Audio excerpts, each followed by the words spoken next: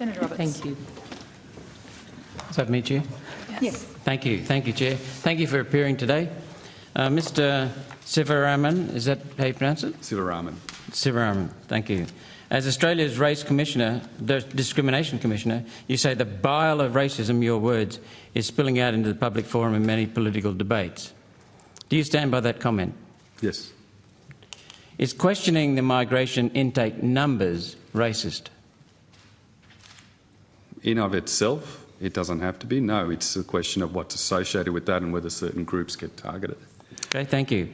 Mr Sivaraman, there are currently 4 million people in this country, our country, who aren't Australian citizens, are not Australian citizens, taking up beds while Australians are homeless, record homelessness, after years of unprecedented levels of mass migration.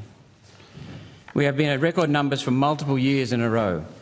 That's not saying anything disparaging about those people who have arrived. That's just a fact. It is just a mathematical fact that if we continue to accept arrivals at the rate we are, our schools, hospitals, dams, transport and housing are going to become even more overwhelmed than they are. That's a fact. Is anyone who acknowledges that fact a racist? Senator, I think the first issue is to simply connect in a very linear way migration to the various problems that you've described would not be accurate. The problems that you've What is inaccurate about it, Mr Sivaraman? The problems that you've alluded to, like housing, the cost of living, are complicated problems with many different sources. Migration is one of many different factors that may or may not contribute to those issues. Directly linking them is something that I wouldn't agree with, and it's that simplification that often then leads to the scapegoating of migrants, Senator, and I think that can be problematic.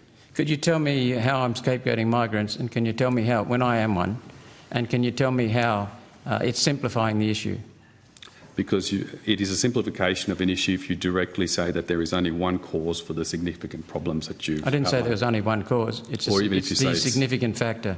Even that in itself is a simplification, Senator. There could be any number of factors that contribute to those issues. We know for a fact that we've got record homelessness and the government is bringing in record numbers of people year after year after year. They haven't got anywhere to go, Mr Sivaraman. We even see now migrants coming in here, being given housing and then being turfed out when the next wave of migrants comes. Is that fair to the migrants? Again, Senator, I'm not sure if I can take it further. The issues you raise in terms of homelessness, it's obviously a serious and significant issue. I think simply pointing to migration or migrants as the problem or the cause of that issue, I think is overly simplistic. What about the skills misalignment between the skills we need in this country for people to get straight to work and bringing in people without those skills and not being able to find work? Is that dehumanising to the migrants? Is it dehumanising to the people here?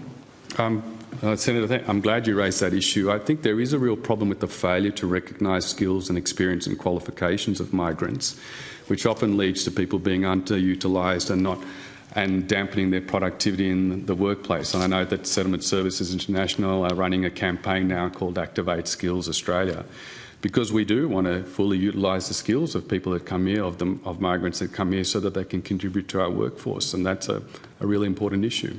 But if they don't have the skills, for example, construction in the first place, with the government bringing in supposedly construction workers with skills in construction, but only 0.6% being actually having those skills and experience, how are they going to build houses for the other 99.4%? I think, Senator, I'm not sure where the statistics you've quoted, I'm unaware of them, so I can't speak to those statistics specifically, but in a general sense, there is a lot of research and data that shows that we have failed to recognise the skills and qualifications of migrants, and that is a significant detriment to the Australian economy. Thank you. My final question before moving on to Dr Cody. I understand in your role as Race Discrimination Commissioner, you are being paid $398,450 per annum, almost $400,000, plus 15.4% super. Are those pay figures correct? I think that they would be, yes. I'd have to check the Remuneration Tribunal determination, yeah. I'd now like